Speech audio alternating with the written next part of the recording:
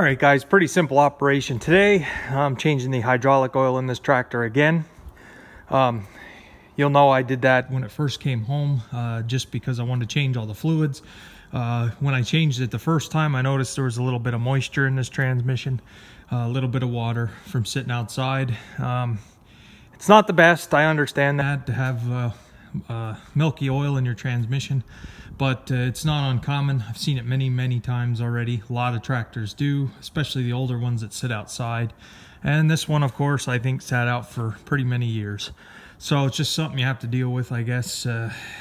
Like I say, for what I paid for the tractor, I'm not going to cry or complain. We're just going to get it changed here a second time. I'm not really using top-of-the-line hydraulic fluid either to do this, flushing this out. Just basically buying the cheapest stuff I can find that's still rated for Case IH equipment, just to get it flushed through. Once it's nice and clean and it's just the color of oil, we will go back to the regular hydraulic oil for these tractors. So it's just kind of a process. Run it a little bit, make sure you get everything out of it. It's hot now. I was out running around with it trying to warm it up. So we'll drop the plug and drain it. But today's video, I'm more or less in the mood to complain. I got another story for everybody. And like I say, my misery can be your entertainment. I have a real good story to share, so I'll get into that next. All right, well, that's draining out here. I'll just let it drain for a little while. There's no rush. It can stay draining. Anyway, get into this complaint video here. You guys know that I've been talking about ordering lime, or I did order lime for the farm here. I do need lime this year, and I thought I had it ordered. So this company that I had called originally, they said, well, they have a lot of people, and I'm pretty far down the list. It might be a while. And I told them it's fairly simple. Just don't make any ruts. Come when the ground's frozen, because with no-till, I don't want ruts all through the fields. So I figured it's been a while since I heard from them. I don't know when our next frost is going to be, but I figured I'd find out what the update is. So I gave them a call, and they didn't even know who I was or anything, as far as I wasn't on any list for Lyme, so much for that. I'm glad I didn't pay for any of it, because I was never on the list. So if that was enough to get you pretty fired up, let's take two here. And I don't understand why it's so hard to get lime here to the farm. Most times these salespeople are just breathing down your neck trying to get you to buy seed and fertilizer and everything else. So all I need is a little bit of lime for the farm here, and it's turning into an absolute circus. But 5 o'clock somewhere crowd, I guess, is working in the wintertime, like I said before. Anyway, so the second company I decided to call the quarry directly. I went and I called the quarry that has the lime, and I was on the phone with the, I guess, the receptionist at the limestone quarry, and she had told me that they don't sell directly to the customers. They're just the supplier, and they have to go through their chain of dealers around the area to be able to bill you for the billing. So, walk around a little, this story gets interesting. All right, so she gave me the phone number of my local dealer that deals with the limestone, and they're the ones that have to bill me. So I called them, and the lady there said that they don't have lime, and they don't sell lime. So I figured, well, maybe the lady at the quarry didn't quite know who my dealer was, or something was going on. So she gave me a phone number to call to order lime. So I call this number that the dealer gave me for lime, and here it's the same quarry I called the first time, just a different phone number. So I got the same receptionist or phone operator as I did the first time around. So I told her what was going on, and she forwarded me to somebody that works at the quarry, I guess one of the drivers that delivers the lime. I talked it over with him. He explained that they aren't selling directly to the customer because they've expanded over the years now, and they can't keep up with all the billing or making sure they get paid. They just want to be a supplier. They're going through a network of dealers. And maybe some of you have heard of this dealership, but Crop Protection Services or Production Services, whatever it is, they're probably 45 minutes north of me. So he gave me another phone number to call, the same place that I already did call that the lady said they didn't have any Lyme. So I call that guy. So, all right, we're up to like 4 phone calls here. I call that guy. Didn't get any answer. I left a message. His voicemail said he was a sales rep or something. So I left the voicemail and waited back. 3 days later, I get a phone call, and I missed it. That was my fault. So we got a game of phone tag going on. So he left me a voicemail. So all right, that's fine. As soon as I got the voicemail, I called him right back.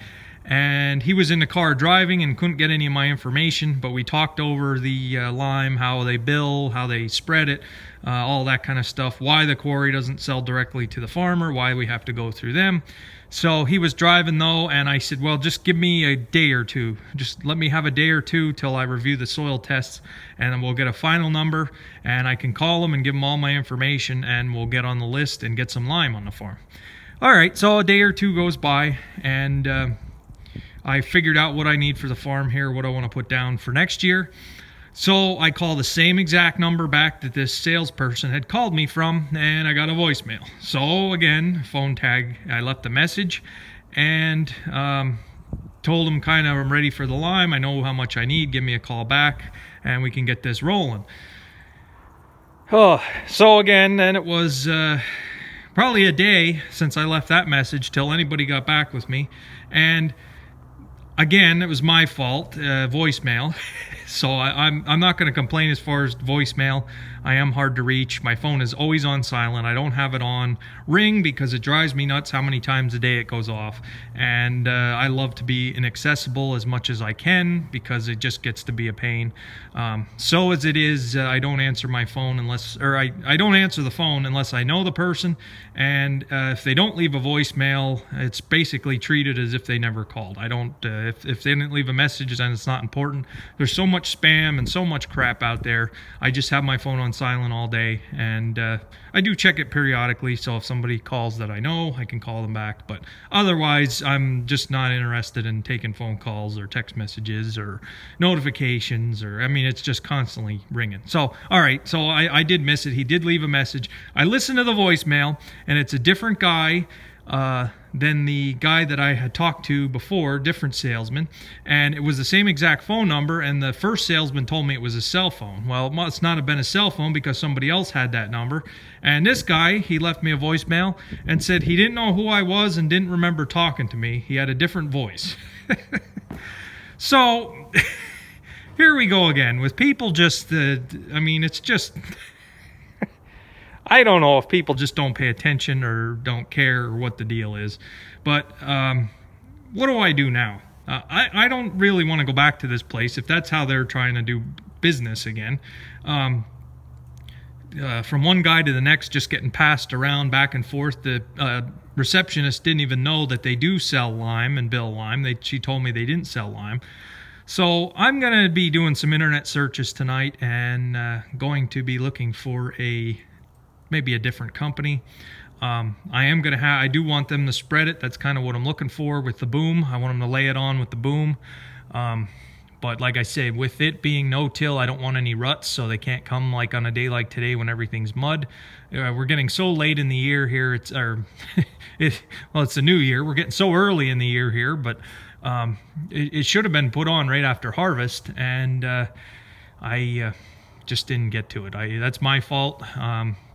I don't know how effective. It does take Lyme a little while. It takes some time till it's going to raise your pH. So I don't know if putting it on sometime in February is going to make a whole bunch of difference till, I don't know. We'll have to see. Either way, I want to get some on. Every year I want to just rotate through the fields and get some put on till we get the pH up to where it needs to be. So any of you guys in Pennsylvania, I'll ask all my viewers for a little help. Anybody that lives in Pennsylvania, I wish I could remember the name of the quarry. It's the main limestone quarry in Pennsylvania, it's down somewhere down below Lancaster County. it's getting windy here. If anybody knows a place to get Lyme and have it spread and not have to deal with people that aren't qualified to be doing their jobs, I don't know. And maybe they're just busy, I don't know. I hate to condemn somebody unless I know the full story, but the guy called and gave me his cell phone number, and I call it back and it's not the same guy, so what the heck's going on? So do I call him back and just keep repeating and the same deal over and over again? I don't know. So I'm just in the mood to complain. The other reason I'm in the mood to complain, this from sitting so long and not being used, some of the seals in the cylinder arms have, or the lift cylinders have dried out, and I had a huge puddle of oil under this one. So we're probably going to end up having to pull that off and get it rebuilt, which it's not major. It's not going to be a big expense. I'm not going to complain about it. But the other day I just noticed a huge puddle of oil from this cylinder. It's the two cylinders on this side, and if you'll remember, this side was the one that must have been in the direct sunlight, because this was the tire that was completely dry rotted and split, and that tire was the bad one. And this side, the paint is faded way more, so this must have been getting direct sunlight constantly. And it's just strange, these two cylinders are the ones that are leaking. So we'll have to pull them off. If it wasn't such a big puddle, I'd just let it leak. It's not major, but excuse me. And the starter. I got to pull the starter off and look at that Bendix, the starting gear on the starter. Try to figure out what's going on. It grinds every so often. And yesterday when I started it, it was that bad with it grinding. It just wouldn't engage on the ring gear. I had to get off and turn the engine with the belt at the fan to try to get the teeth in a new spot so it would start. That's not good. I'm going to try just changing the Bendix. Either way, we're going to change it one way or another. I have to figure out which starter it is. It's behind the loader frame. There are two different types of starters. There's a Delco version and a Lucas version, and I didn't even look to see what kind it is, to see which Bendix I need. I'm pretty sure I can do that here, just change it out and see if it makes a difference. If it doesn't, if it's still grinding, it's going to have to be split for ring gear. And if you're going to split it to do the ring gear, which the ring gear is not expensive, all these parts are fairly cheap aftermarket. But if you're going to put a ring gear on, then once it's split, you might as well put in a new clutch while you're at it, and a new pressure plate, and throw out bearing, pilot bearing. And then since the flywheel is going to be off for the ring gear, you might as well get the flywheel touched up and turned. We always turn the flywheels on any tractors that needed a clutch, depending on what it looks like. And while the flywheel's off, you might as well put a rear main engine seal in just as a precaution, as well as an input shaft seal on the transmission in case there's any oil leaks. So you get where I'm coming from here. You get caught in one of those cycles. If the Bendix fixes it, then we're just going to run it like that. Like I say, it's not a tractor that's going to get high hours on. And pretty soon here, I want to try to pull the plug as far as what I'm going to be putting into it. Because I have tractors that get way more hours on that need some attention. So we're going to pick and choose here what gets fixed and make do with what isn't going to get used a whole lot. So, all right, guys, today's video, I'll end it there. It's long enough, just listening to me complain. So if anybody has any advice, I will definitely read your comments and do some internet searches. And I mean, it's ridiculous. And it's not like I need that much Lyme. Just it's so simple on this farm. All the fields are together. All the land's in my backyard. Just come here, put it on, and I'll pay you and leave. It's that simple. So, all right, I'm done complaining here. I got to get this oil in this tractor. So, thanks for watching, guys. I appreciate it.